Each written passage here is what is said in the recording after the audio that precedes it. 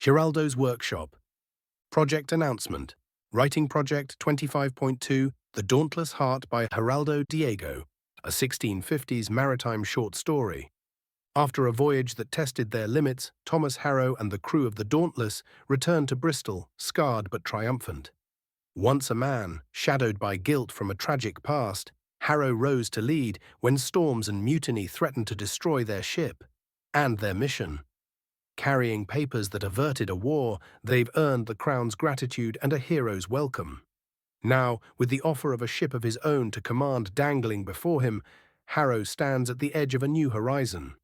Will he seize the helm of his destiny, or will the ghosts of yesterday keep him tethered to the shore? In this stirring saga of redemption and resilience, the perils of life at sea reveal the strength of a man reborn.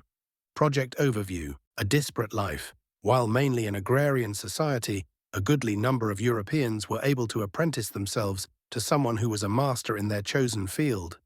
This usually meant committing to a way of life, beginning as an apprentice, then working several years to become a journeyman, then, after 7 or more years and proving certain skill, being promoted to master of his craft. This story follows the first mate, an experienced journeyman, through difficult times to becoming a master of the sea and commander of his own ship. To capture their experience, to walk a mile, so to speak, in the shoes of the first mate, it became necessary to dial my own maritime experience back several millennia. While the ship's machinery has changed over time, the machinations of nature and of sailors have not.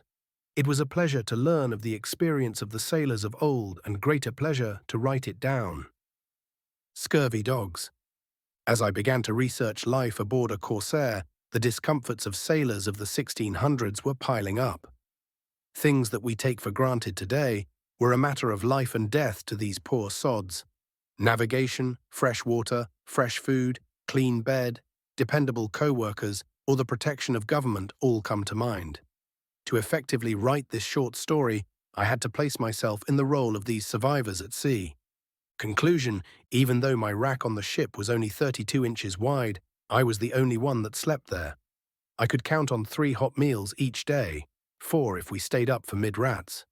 My shipmates, especially those aboard the Richmond K. Turner CG-20, were trustworthy. I would take life aboard a modern warship any day. This is another writing project from Geraldo's Workshop. You can find this ebook on Amazon. There is a link in the description below. Please follow, like and subscribe. Click to turn on notifications of other project announcements.